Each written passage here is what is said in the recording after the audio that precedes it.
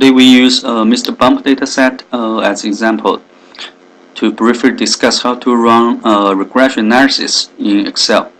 So here in this example, we have, let's say, assume we have 10 observations based on historical data. Here, the sales values are it's our dependent variable in this regression model, or multiple different regression models here we will discuss later on. So there are two potential independent variables in this case. First is the price level, second is expenditure in conducting advertisement. So based on econ or marketing theory, normally if we reduce our product prices, it will create more sales. So supposedly there should be a negative relationship between the sales values and the price levels. And also, in another way, if we invest more money in running TV commercials or to promote our products, normally we want to see that by doing that, it will increase our sales. So in that way, based on theory, there should be a positive relationship between sales and advertisement expenditure.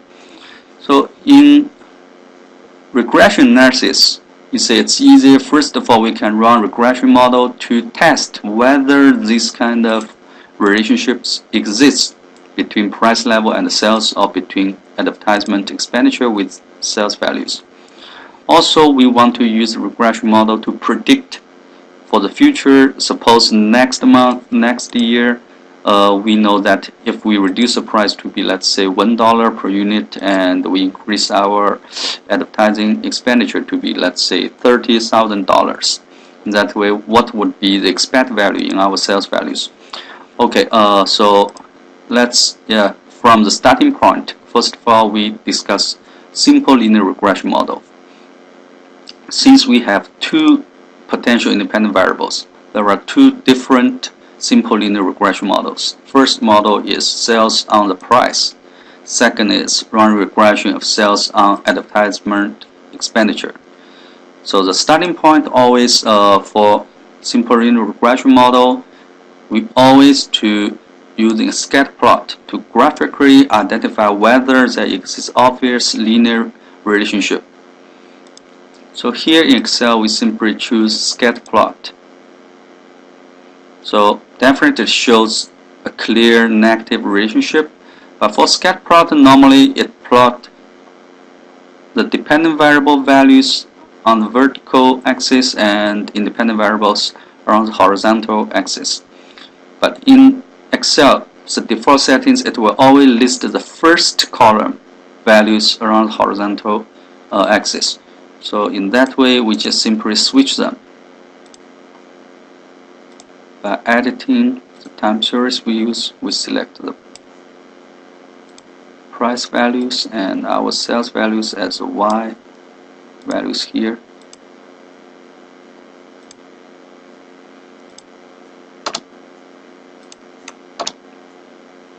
Then of course you can go to layout and add in access title. So here we say it's our price levels. Also you can modify it to be like measured in dollars.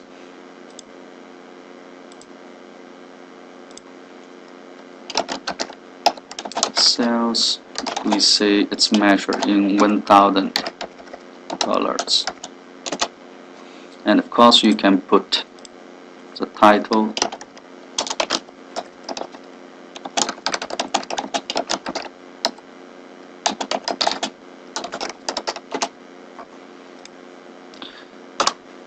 Okay, then for regression analysis, please go to data and select the data analysis module here. Go to regression tool, then input Y range. This is the range where our dependent variables values locates, and X range, here we only including one independent variable.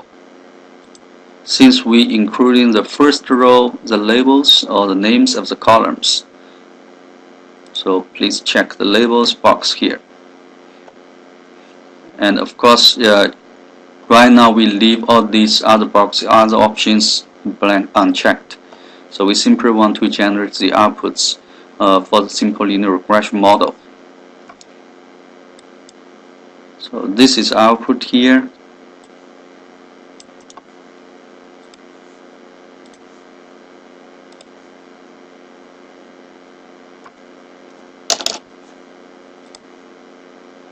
So based on that, the estimate of our regression model, in this case, simply equals sales equal 32 point.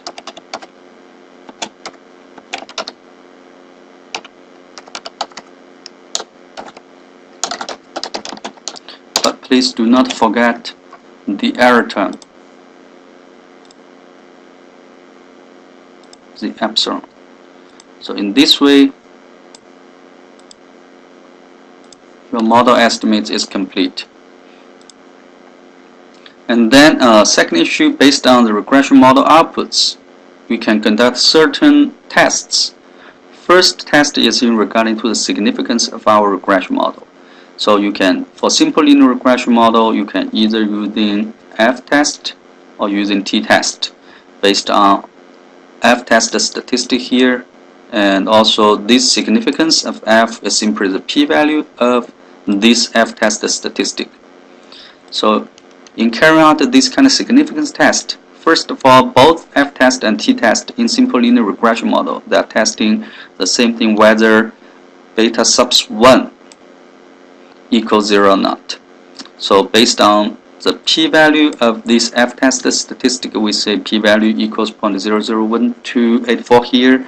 If we assume alpha level, significance level equals 0.05, then since the p-value is less than alpha level, then we reject null hypothesis, in which way we say this model is statistically significant. And of course, if you use t-test statistic here equals negative 4.84233. Its p-value also the same one as the f-test statistic here. So in that case, we reach the same conclusion that, but first of all, precipitation f-test in ANOVA table is testing the overall significance of our regression model, but t-test here is simply test individual terms. It's testing specifically whether beta sub 1 equals 0 or not. So pay attention. Right now, there's no big difference, but later on when we discuss the multiple linear regression model, you will see a difference. So here for t-test statistic, after also first list your null and alternative hypothesis. Second, write down the t-test statistic. The value is listed here. And third, compare the p-value with alpha level.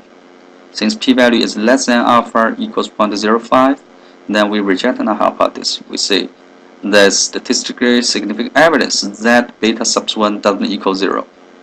This is one issue for significance test. And the second issue is that for the directional significance test, the directional, because directional means we want to test whether a specific linear relationship exists or not. In our specific case here, between sales and price, based on this regression model, we say the increase in sales will result in the decrease, the increase in the price levels will result in decrease in the sales. So we want to see a negative relationship between sales and price. In that case, it's different from the previous significance test using t statistic and using t distribution. Now we also use information given in this row here, but first of all, our hypothesis is changed to be one-tailed t-test. So we mentioned many times, always list our research question in the alternative hypothesis, in which way here we are testing whether beta sub 1 is less than 0, because we want to test whether there exists significant negative relationship. So in that way, after listed that, then our null hypothesis h sub 0 now becomes beta sub 1 larger than or equal 0. So t-test statistic still the same value here, but pay attention the p-value. This p-value is a probability based on two-tailed case. So the p-value for one-tailed t-test in our case here equals this p-value divided by 2. So the p-value for the directional tests for one-tailed t-test in this case equals 0.000642, which also smaller than alpha level. But please pay attention, for this one-tailed t-test case in the regression analysis, we need to complete two stages. First stage is to compare the p-value with alpha level. Second stage, we need to check whether this estimated value is consistent with what we are expecting. We check the direction. So this is negative. The estimate value for beta subs 1 equals negative 14.5388, which is less than 0. So it's consistent with the direction listed in our alternative hypothesis. We are testing whether beta subs 1 less than 0. Only after completing these two stages, we can draw the conclusion that we reject null hypothesis. So there is statistically significant evidence that the increase in the sales will result in increase in the price level will result in decrease in sales. So only based on this kind of conclusion, if you are working in marketing department, then if you plan to reduce the price to promote your products for the next year, for the next time period, then you have statistical support in this case. Okay, this is one issue. Also, please pay attention to the interpretations from specific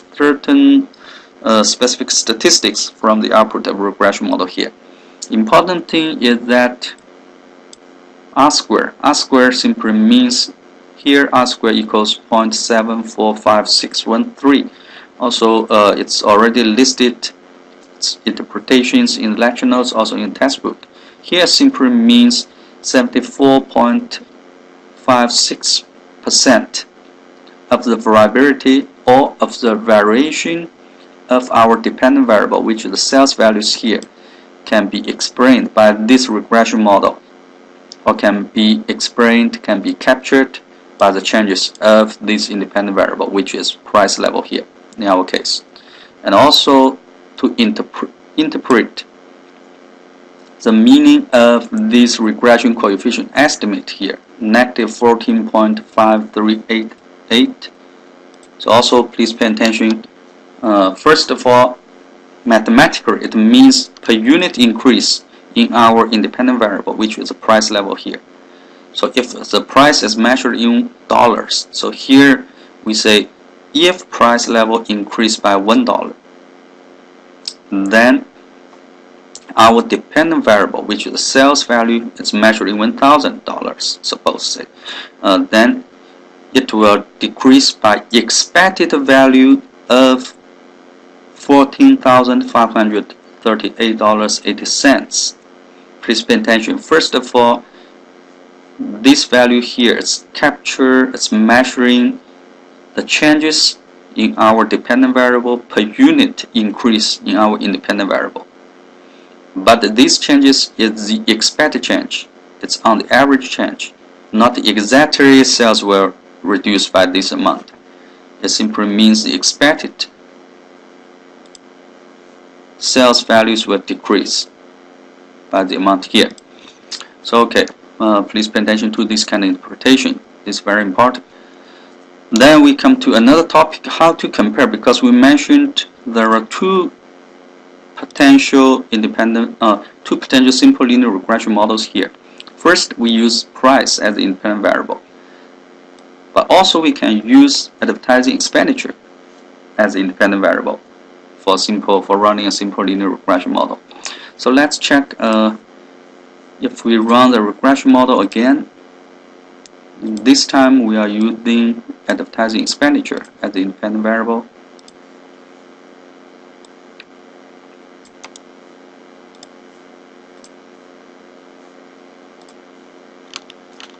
So first of all, our model estimate.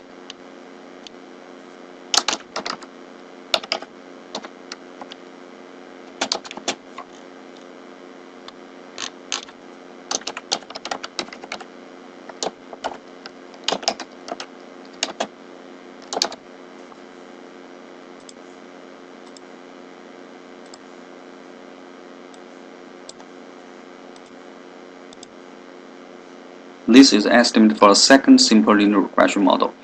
How to compare these two different models? Since both models they carry the same number of independent variables, either one carry just one independent variable. In this case, we can simply compare their R-squares.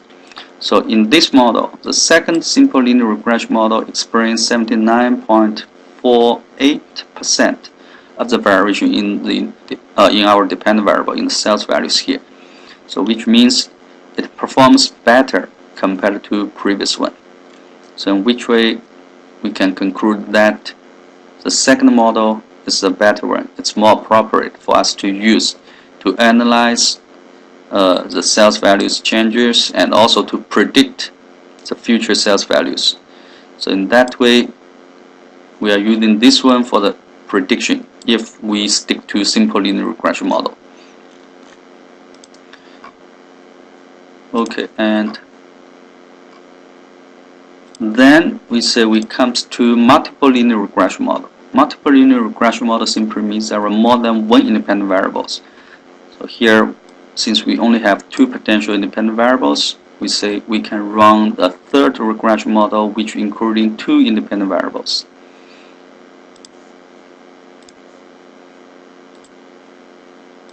So in this one, we select these two columns.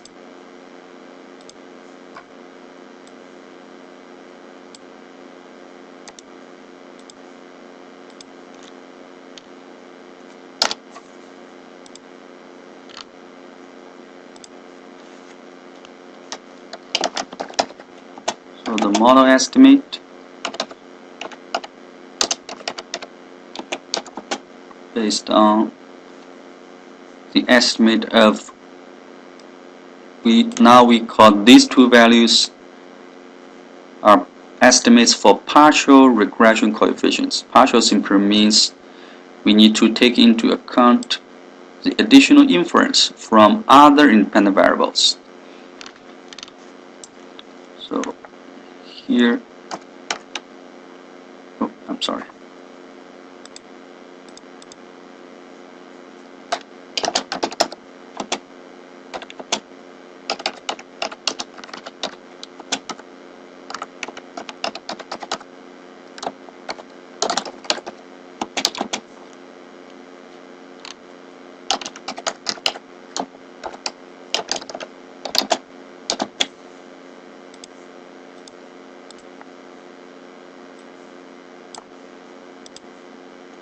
So this is a model estimate for this multiple linear regression model, which also, since there are two independent variables, you can also call it two-factor model.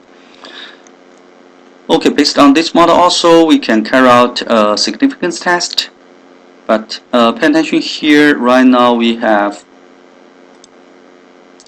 sorry, it's not clear, so let's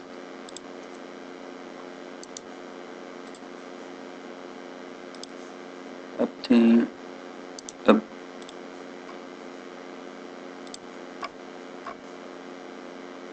better figure out here.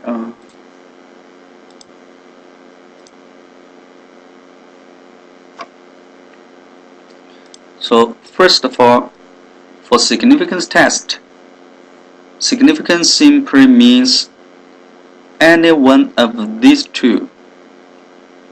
If either one of them does not equal 0, we say this regression model is statistically significant because it provides certain explanation power for the variation in our dependent variable. But a more efficient way comparing to conducting significance test on each individual terms which based on t tested, here we can simply use f-test, because f-test is what we call also overall significant test or global f-test. It's testing whether all these partial linear regression coefficients they are equal 0 simultaneously. Here we have two independent variables, so we are testing whether beta subs 1 equals beta subs 2 equals 0, or at least one of them doesn't equal 0. So generally speaking, using f-test, the hypothesis, the null hypothesis simply lists the beta subs 1 equals beta subs 2 equal up to beta subs p. Suppose we have p independent variables, then the test statistic F statistic here equals 47.9166 something, and its corresponding p-value is much small, approach 0 compared to alpha equals 0.05. We say we reject null hypothesis.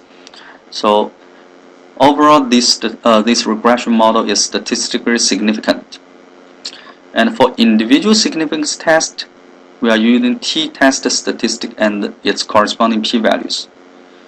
So you can test whether beta subs 1 equals 0 or not. You can test beta subs 2 equals 0 or not using their t-statistics and their p-values. So based on the p-values here, we already can make conclusion that both these beta subs 1, beta subs 2, both price level and advertising, they contribute significantly in this regression model to explain the variability and the variation in our dependent variables. So just pay attention. Another issue here, and for interpretation of this partial linear regression coefficient, so let's use in this one. Beta subs 2 estimate is a point estimate which labeled as B subs 2. Here equals 0.585101. Please pay attention also, it's the interpretation, how to interpret them, the meaning, the wording, things are listed in the textbook. Also, you can simply check the lecture notes.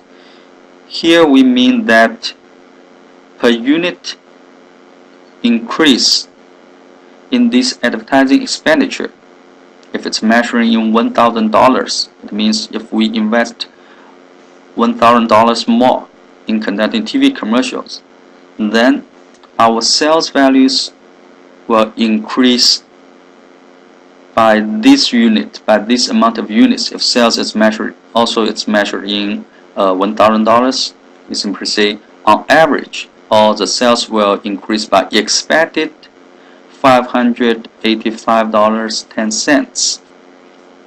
Then the third part of the interpretation is that after controlling the effects of the price level, or simply you can follow the same wording from the textbook. You can say after keeping all other independent variables, because here right now we only have one more independent variable.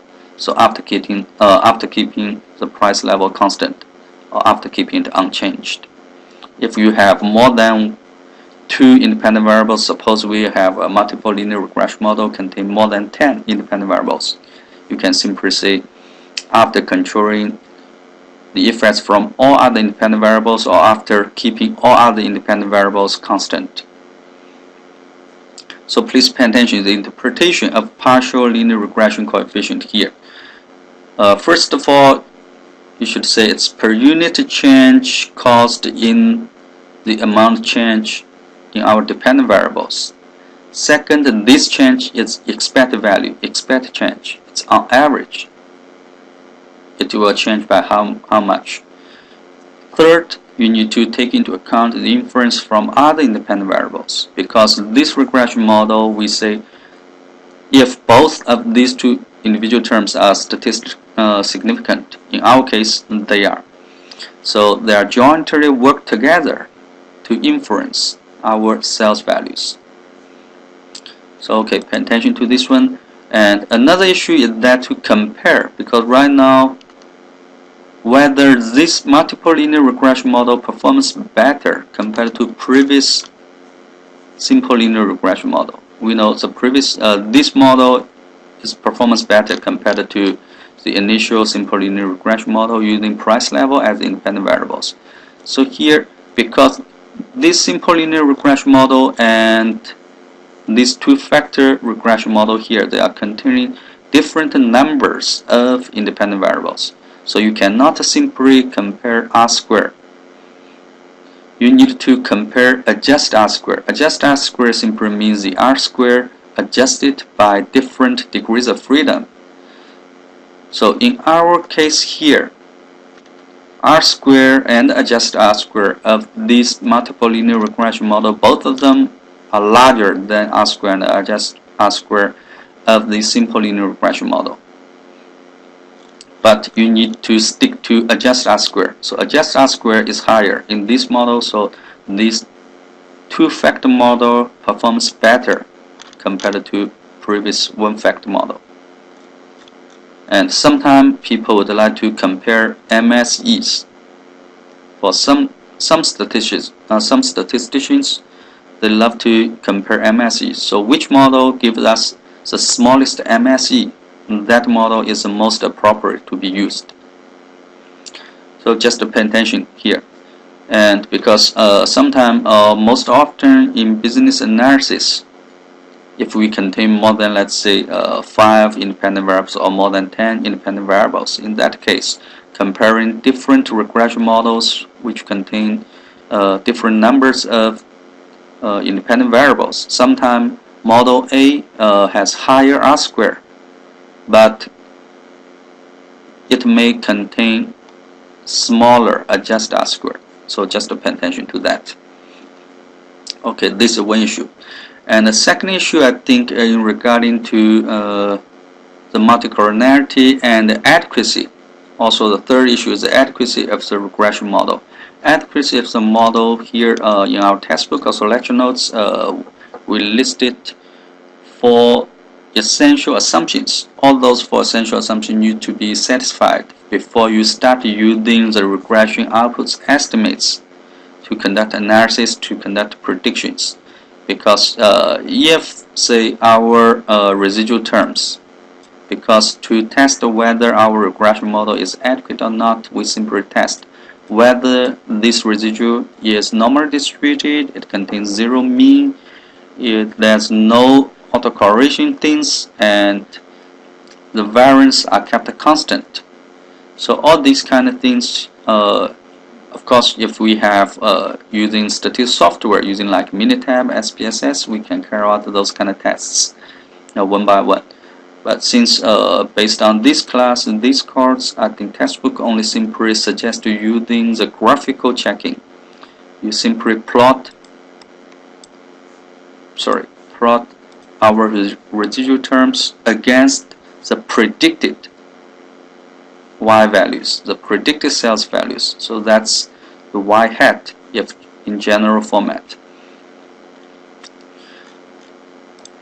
So please pay attention. And also another way you will encounter in conducting assignments analysis, you will be asked to obtain a graphical presentation of your model performance. So in which way sometime you will be required to generate an overlay plot of the sales values against the predicted sales values.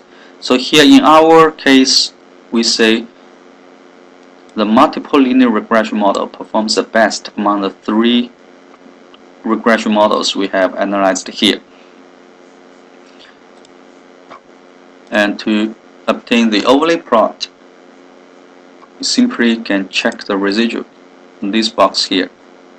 To obtain residuals, Excel first need to obtain the y hat, the predicted sales values based on the regression model conducted. So it takes a difference between the predicted values and the real observed values. The difference is called residual, called error term. So we simply obtain the predicted value. And coming back here,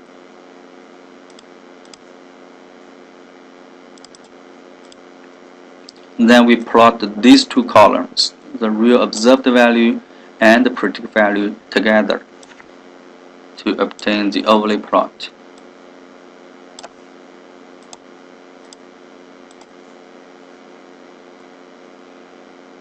So basically you can generate 3 overlay plots based on 3 different regression models here. So this overlay plot should graphically tells us it performs much better compared to previous 2. And another topic covered in the lecture notes, it's discussing dealing with multicollinearity issues. Multicoordinated simply means if there exists severe multicoordinated problems, if any two of these three, let's say here we have three independent variables. So in running a regression model including all of the three independent variables, sometimes if any two of them are highly correlated to each other, the estimates from our regression analysis outputs will not be unbiased, they will be biased. So please check the lecture notes, there are mathematical explanation. So we use mathematics to show what does that mean. The estimates will be biased. So simply speaking, using Excel, Excel cannot generate a VI factor analysis directory. If you use Minitab, definitely Minitab will generate those outputs VI factor estimates directory immediately for us. But here we say simply if this multicoordinated problem is severe, normally based on the regression outputs, we can see certain kind of patterns there. So let's generate using this example, the multicoordinated data set listed in the lecture notes to show what does that mean. So now suppose we have three independent variables.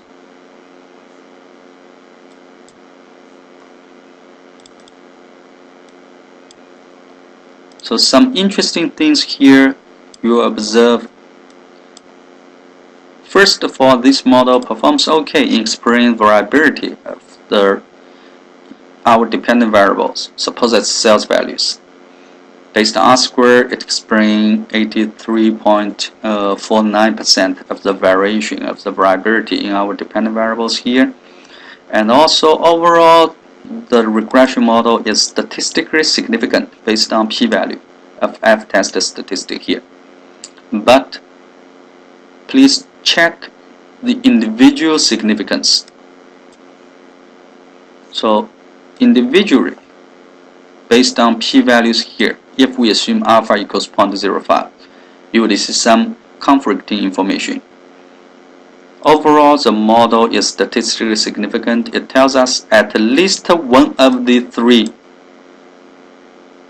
doesn't equal 0. But based on p-values here, we see none of them is statistically significant. So it means none of these x1, x2, x3 provides a significant contribution in explaining the variations of the variability of the dependent variable.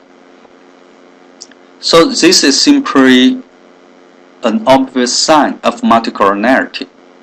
It tells us x1, x2, x3 are highly correlated to each other. So some simple correction method, you can simply excluding, let's say, x3 is the least significant based on p-value here. We can excluding x3 from our regression model. So in that way, we can test whether to check whether this model improves. Because multicoordinarity, in fact, it's one of the assumptions need to be satisfied before us to conducting a regression analysis. It means there should be no severe, no serious multicoordinarity, because we already know otherwise the model estimate will be biased. So let's see if we excluding x3 from the regression model, whether it will help.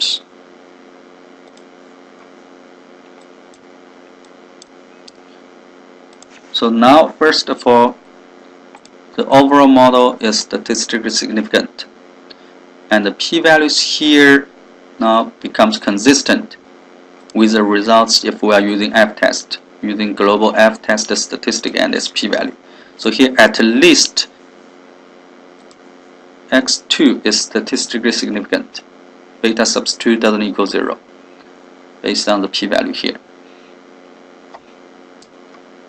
And also compared to previous one, you will see that R squared didn't decrease much. So simply we already improved the problems brought by the multi-coordinate issues. So since we are stick to using Excel, so we are not going into more detailed information, more detailed procedures. But if you are taking business forecasting, then definitely we will go deeper, discuss how to check, how to test, and how to correct them using Minitab or using SPSS or other statistical software. Okay, this closes the show for brief discussion how to use Excel to conduct regression analysis.